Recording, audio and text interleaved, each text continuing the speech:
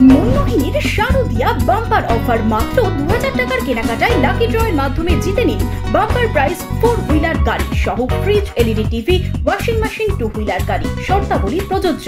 মুর্শিদাবাদের বিভিন্ন ব্লকে গঙ্গার তীরবর্তী এলাকা পরিদর্শনে রাজ্যসভার সাংসদের নেতৃত্বে তৃণমূলের এক প্রতিনিধি দল।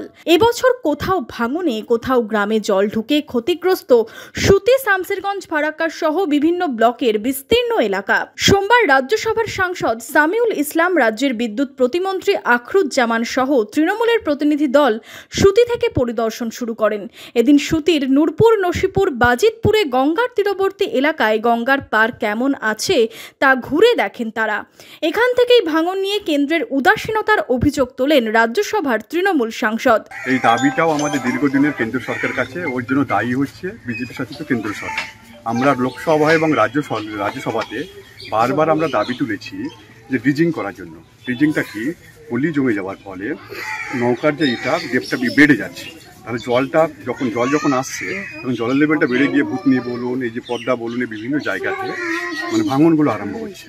এটা পুরোপুরি কেন্দ্রীয় সরকারের আন্ডারে। কেউ না কেউ একবার না একবার বলেছে যে গঙ্গা ভাবনের ফলে, এই ড্রিজিং না করার ফলে মালদা এবং মুর্শিদাবাদের পার্শ্ববর্তী যেসব জায়গাগুলো আছে সেগুলো পুরো ভেঙে যাচ্ছে, কিন্তু বিজেপি শাসিত কেন্দ্র সরকার কোনোভাবে কর্ণপাত করছে না।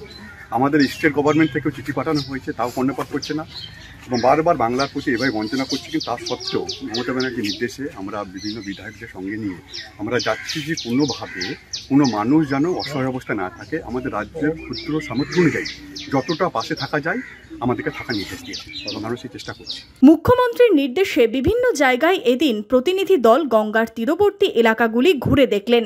মন্ত্রী, সাংসদের পাশাপাশি ছিলেন সুতির বিধায়ক ইমানি বিশ্বাসও, বিডিও অরূপ সাহা এবং প্রশাসনিক আধিকারিকরাও ছিলেন এই প্রতিনিধি দলের সঙ্গে। আজকে রঘুনাথগঞ্জ বিধানসভা, সুতি বিধানসভা, শামসেরগঞ্জ বিধানসভা, ফারাক্কা বিধানসভা, এই বিধানসভাগুলোর আন্ডারে যতগুলো ব্লক আছে গঙ্গা এবং পদ্মা তীরবর্তী এলাকাগুলো আমরা আজকে সরজমিনে আমরা পরিদর্শন করছি এবং সেখানকার স্থানীয় স্তরে যারা আমাদের বিধায়ক রয়েছেন, জনপ্রতিনিধি, পঞ্চায়েত সমিতি, জেলা পরিষদ ও প্রশাসনিক আধিকারিকদের নিয়ে আমরা টোটাল ম্যাটারটা আমাদের সামিউল সাহেব রাজ্যসভার সংসদ আমাদের নেত্রী নির্দেশনা নিয়েছেন, ওনার তত্ত্বাবধানে আমরা সব সরজমিনে পর্যবেক্ষণ করছি।